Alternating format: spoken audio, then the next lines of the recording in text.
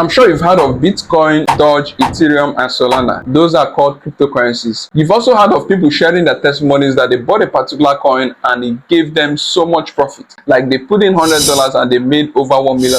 Is it possible? Of course, it's possible with cryptocurrencies. You've also heard of the other bad news whereby somebody put in money and then he lost the money. And then the technology.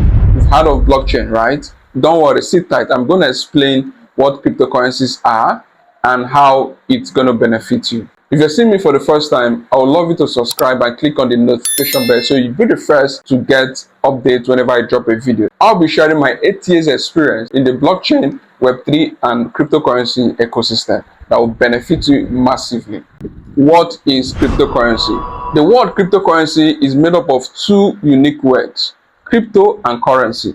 Now, crypto is gotten from the word cryptography, which means hiding information to keep it safe. Not your physical way of hiding information. Probably you wrote it on your diary. This is hiding information in the digital space, right? To keep it there safe. Why the word currency means money. So if you put both words together, you get cryptocurrency. So cryptocurrency is simply money that is secured through cryptography. Now, because cryptography is done digitally, that means the money in that definition is also a digital money. So it is a digital money that is secured through cryptography.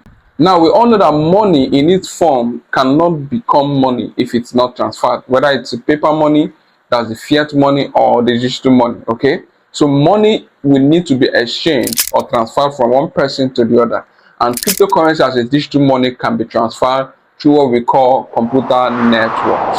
Now we may be wondering, why is it called digital money protected by cryptography? And then we see some physical coins representation on the internet for Bitcoin in particular, or every other cryptocurrency, like we see some of them, okay, like what you're seeing now. The truth is, it is just an online representation. It is not what is being transacted, right? Nobody takes a physical Bitcoin or a physical Ethereum to transfer or share, just like you have your coin money or your paper money. No, those are just online representation, just to create a relatable appearance of the cryptocurrency. You might also ask, what is the difference between my digital money, like the one you see on your banking app, and the cryptocurrency, which is also digital in nature, right? The truth is, the digital money has a backing and is being issued by a bank. Okay, now this backing has to do with the vote, what they store in the vote, and then a representation in your physical app, right? So that's the difference, or that's exactly how digital money works, because it has a backing with the bank. Okay, and even the bank now also works with the biggest bank of a nation, known as the central bank. So the fiat currency that we have, which is represented in a digital form on our apps, are actually physical money that are being stored in the vault. Okay, and of course governed by the bank, issued by the bank, and regulated by the central bank, which is the biggest bank of any nation. Now for this cryptocurrency, you actually do not need a bank to do any transaction. Remember, I can send money from my digital app, which is my bank app, and it goes through the bank. So the bank is a central authority that monitors and guides every transaction that is done on a digital currency, right? Or in a currency that is represented in a digital form. Even though we have digital currencies now for different nations that is coming up. However, the difference is clear. For the cryptocurrency, if I want to send from person A to person B, that money do not need to go through the bank, right? So it's a public ledger that is out there, right? That is public. So all it does is to record it in the public domain for every transaction that is done or carried out by any crypto coin, or carried out by a person transferring a cryptocurrency. Okay, so the difference is clear. This one is governed by a central authority, while cryptocurrency as a digital currency, it's not governed by any central authority. So you have a one-on-one participation. Like, I do not need any middleman or any interference. Okay, there's a form of being anonymous in cryptocurrencies. Yeah. So why can't cryptocurrencies go through the bank? This brings us to the history of cryptocurrencies, how cryptocurrencies were vetted, or how Bitcoin, which is the first cryptocurrency that was designed and created, by a name called Satoshi Nakamoto in 2009. Okay, so a group of person led by this person, or maybe only him, we never know because till today he's hidden. Okay, he decided to create a money, or what people can perceive or accept as money, that wouldn't want to go through a central authority. So he wanted a trade. You know how money started initially when it started with trade by barter. So I have coin and then you have gold, and then I can give you coin, you give me gold. Okay, without any middleman interference, until the goldsmiths, and then they started issuing certificate of holding your gold, and that money, that certificate, people started abusing it, and the government now took over and said, okay, let's print this certificate that is in form of money into many units so that it can help flow, or it can create what we call liquidity in the market. Okay, that's actually by the way. But having this understanding, that some people decided to create money for themselves that they will use to transact without any middleman, or without any registration with any central authority. Okay, and that is how Satoshi Nakamoto created Bitcoin. Bitcoin was the first cryptocurrency that was created. Now it didn't end there. Initially, people accepted it as a way of exchange, like people were using it to buy and sell, and it was prevailing in the dark web. There's a web where certain things that are not publicly accepted by either the authority, was being sold, and the only way they can, exchange value is through a currency that is not governed by any central authority. Right, so it was really prevailing in that space. However, it came up and every other person started accepting it. Okay, remarkably, it didn't end as exchange of value. The truth is, in today's world, people are seeing cryptocurrencies as a form of investment. Bitcoin, to be precise. Right, people are hedging their funds with Bitcoin. The reason is Bitcoin moved from exchange of value to now store of value, only because it is limited in a supply. Your fiat currency is being printed over and over again, and then there is this saturation in the market. But Bitcoin as it is, and every other cryptocurrency, are designed to be limited, right? So once the total supply is minted, or is to be minted, that coin would ever remain that unit or that amount. Okay, and over time, once demand increases, you see that the unit of a particular cryptocurrency will continue to go up because it is limited in supply. Anything that is limited, and once demand comes in, scarcity also plays a role. So this is how cryptocurrency started, because people wanted to create a system whereby they don't have any interference by the central authority. So guys, if you're already gaining value from this content, I would love you to subscribe, like this video, and share so that other people can be aware of what this new revolution is. It is very, very important. Share to people who are still new in the ecosystem, or about to join the ecosystem, or just generally everybody that needs to know about cryptocurrencies. Back to the video.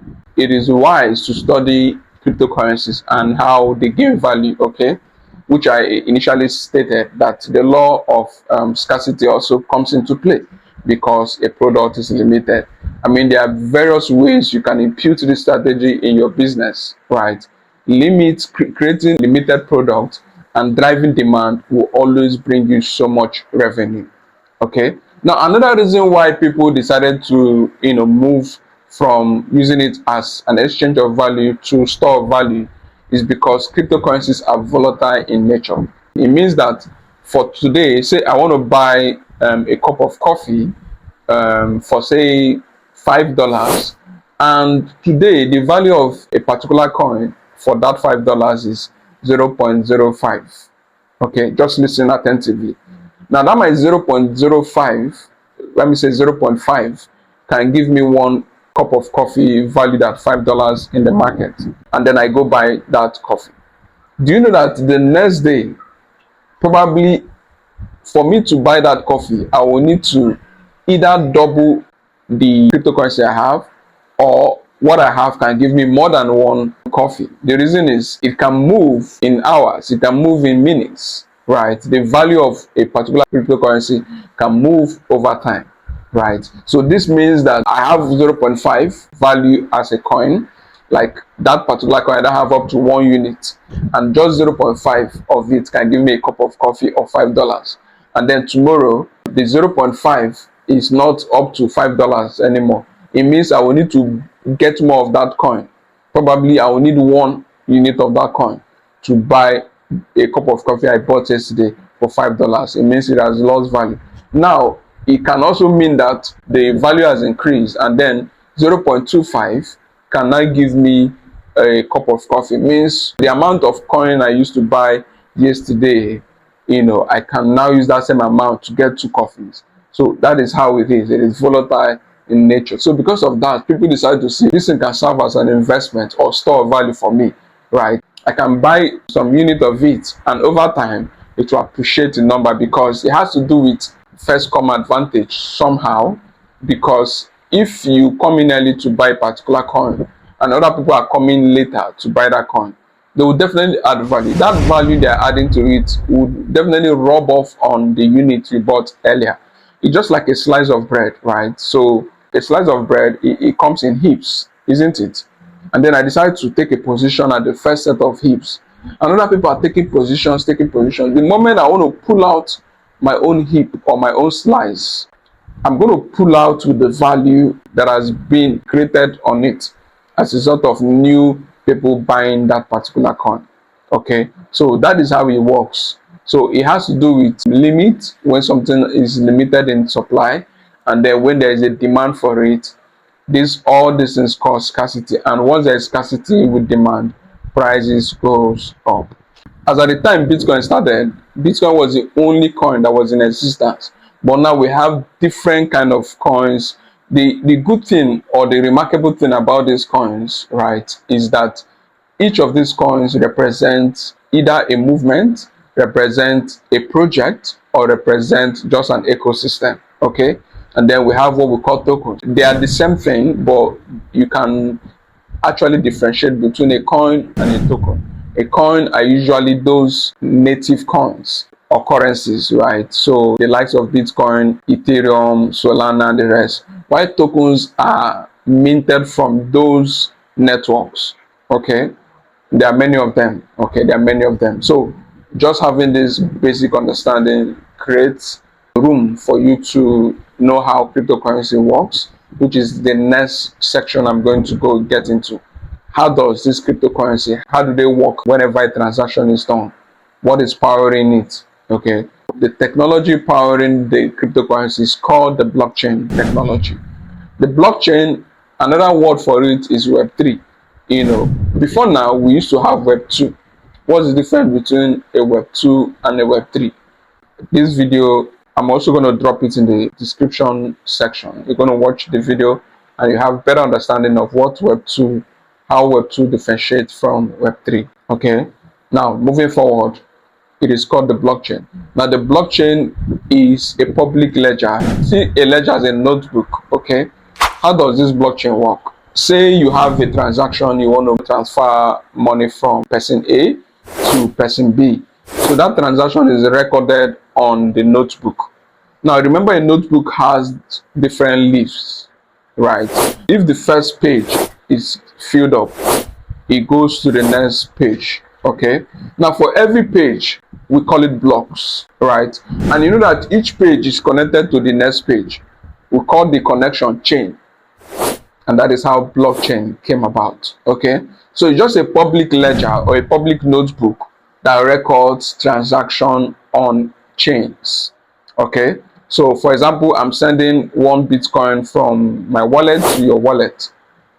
After that transaction is done, it is recorded on the chain. So it takes the first row, somebody else is doing it every other part of the world, right? Once it's filled up, it moves to another block. Okay, so connected by what we describe as a chain, just to create that better impression so that you understand it and see it better. Okay, so that's how blockchain works. It's just a public ledger that records transaction, and that's why it's called a blockchain. Right, very simple to understand. Okay, so next time you're asked what is a blockchain, you describe like you have your records, but this time around, for every transaction done, I can go to the public ledger, impute what we call wallet addresses or a transaction ID. So for every transaction, there's a code that is generated. Once I put that code in that public ledger, everything about that transaction will be displayed. Okay, so either I'm putting the wallet address, which also gives more details of what has been going on and off on that particular wallet. Okay, because of the cryptography on it, it is highly secured, like I mentioned earlier. The blockchain is an exciting technology and is beyond just cryptocurrencies, right? Now, because it stores value or it stores data on public space, it means other structures, other ecosystem can make use of it. So we have systems like land registry. We have some countries that already employ this technology. Do you know why? Because it's public, and then you cannot, it's secured, highly secured. So you cannot change, the data once it has been imputed in the ledger. Do you understand? But in a central system, you can actually change them. For example, maybe like the bank, for example, right? Once there is an error in transaction, the bank can revert, retrace, and rechange. But you can't do that on the blockchain. Once you've sent it, is recorded on the chain, it is permanent. Nothing can erase it. So if I'm buying a plot of land or a property and it's registered in my name through a smart contract, okay, as simple as that, my name is registered and it's on the public ledger. I don't even need to put this land is not for sale, or people who wants to buy, even if they are trying to sell you that land, all you need to do is to go to the public ledger and search, and you're going to see the actual owner of that property. So the blockchain as a technology has gone beyond just cryptocurrencies. It is now used for data storage and other amazing features that it carries. See you in my next video. So like I said, watch to understand the difference between Web 2 and Web 3. So you have a full and better understanding, even how to apply this understanding to whatever you do to continue to improve, make more money, and of course, have a better knowledge of the future, which is now. See you. Don't forget to subscribe, share, and click on the notification bell. Bye. Love you guys. Thank you.